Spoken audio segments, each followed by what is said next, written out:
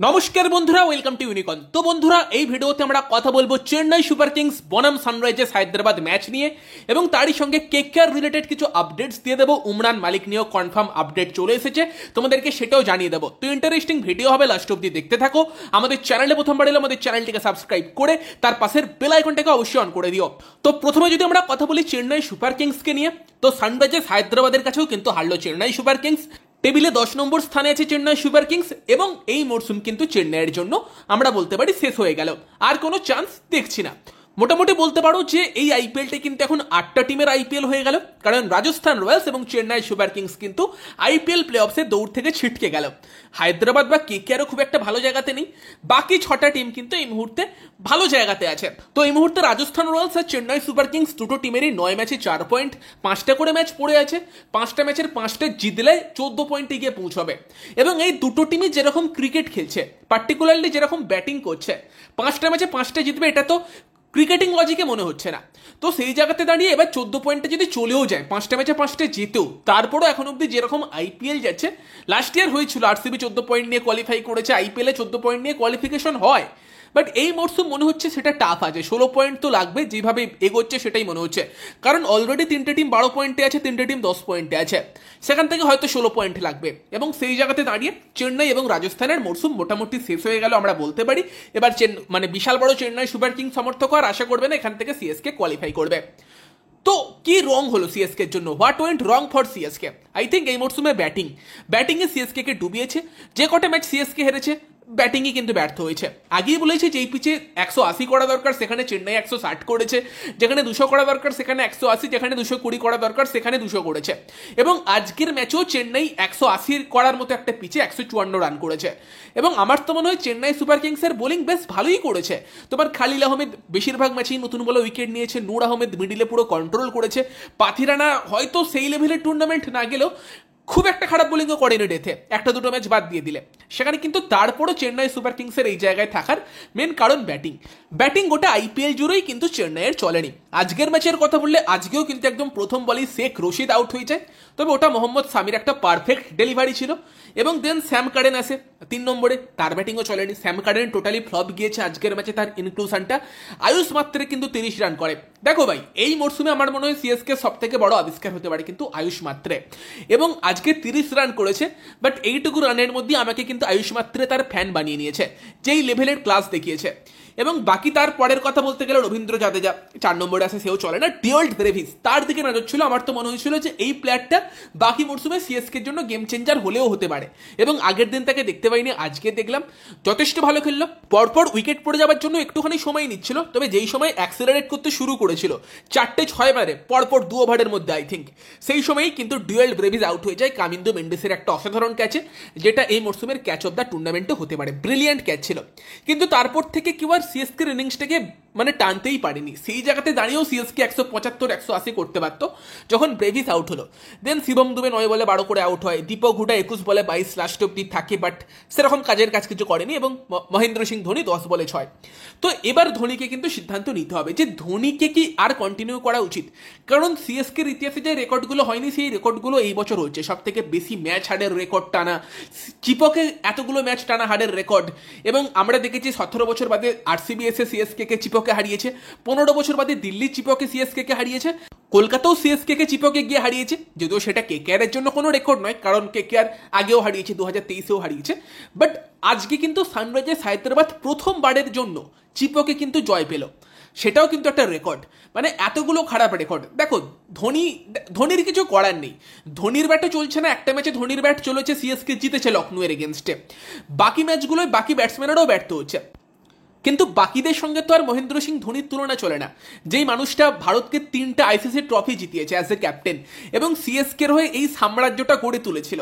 এতবার চ্যাম্পিয়ন করেছে 5 বার, প্লাস সিএসকের কিছু দারুণ রেকর্ড ছিল, সেগুলো সব ভাঙছে এবং ধোনি থাকাকালীন হচ্ছে। এবং এই বয়সে এসে সেটা হয়তো ঠিক না। দেখো, একটা পারফেক্ট এন্ডিং আমি বারবারই বলেছি 2023-এই হতে পারতো, দরকার ছিল না টানার। তবে সেটা ধোনির ইচ্ছা। তবে তোমাদের কি মনে হয়, এবার কি ধোনির ছেড়ে দেওয়া উচিত? কারণ লাস্ট দুটো ম্যাচ চিপকে পড়ে আছে, একটা পরের ম্যাচটা পাঞ্জাবের সঙ্গে খেলবে এবং দেন লাস্টের আগের ম্যাচটা রাজস্থানের সঙ্গে খেলবে।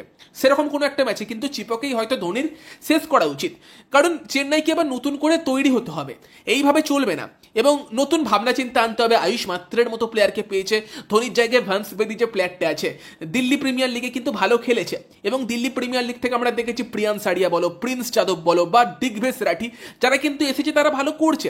তো ওই টাইপের প্লেয়ারকে কিন্তু সুযোগ দেওয়া যেতে পারে ভবিষ্যতে গিয়ে, ভবিষ্যৎ তৈরি করতে হলে। কারণ ধোনির যে ব্যাটিং সেই ধার নেই সেটা আমরা বুঝতে পারছি। লখনৌ ম্যাচটা ধোনি জিতিয়েছে, তবে সেখানে বারবারই কথা হচ্ছিল কেন ঋষভ পন্থ রবি বিষ্ণুইকে আনেনি।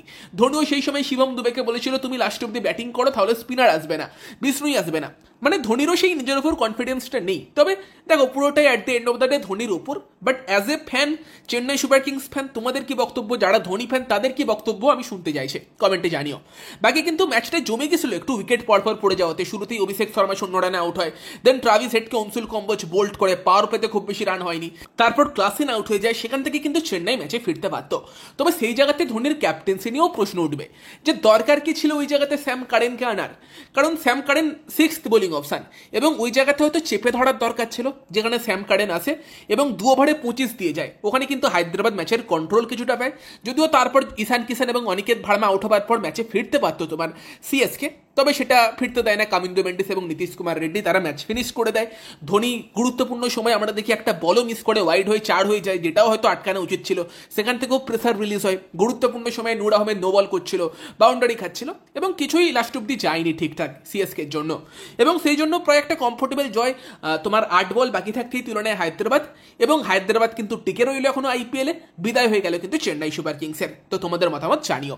বাকি যদি আমরা কথা বলি ক্রিকেট নিয়ে কিছু আপডেট নিয়ে, তো সেখানে উমরান মালিক, তার ব্যাপারে তোমাদেরকে আজকে সকালের ভিডিওতেই জানিয়েছিলাম যে উমরান যোগ দিয়েছে, বাট সে কি আদৌ স্কোয়াডে আসতে পারে, কারণ তাকে কেকেআর রিপ্লেস করে নিয়েছিল এবং মেবি হয়তো সে রিহ্যাব করার জন্য বা ফুল ফিটনেসে আসার জন্য কেকেআর দলে যোগ দিয়েছে, কেকেআর তাকে তৈরি করছে পরের মরশুমের জন্য। তো আজকে কিন্তু অফিসিয়ালি কেকেআর সেটা অ্যানাউন্সও করে দিয়েছে যে উমরান মালিক কিন্তু কেকেআর স্কোয়াডে যোগ দিয়েছে। তবে তার যোগ দেওয়ার কারণটা হচ্ছে রিহ্যাব করা এবং ক্রিকেটে রিটার্ন করার জন্য।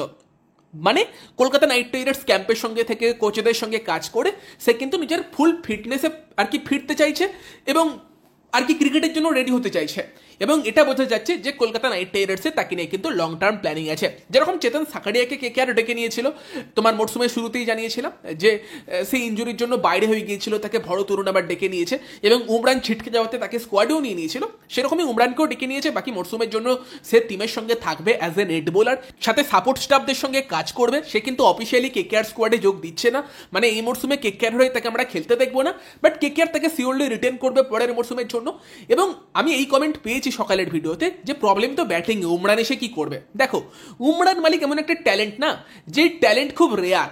এই প্লেয়ারটাকে তৈরি করতে পারলে সেটা কেকেআর এর ফিউচার হতে পারে, এই মরশুম হয়তো নয় সেটা, বাট ভবিষ্যতের জন্য পরের দুটো মরশুমের জন্য অ্যাটলিস্ট উমরান মালিক যদি ফিট থাকে, কেকেআর তোমার অল ইন্ডিয়ান বোলিং অ্যাটাক নিয়েও যেতে পারে।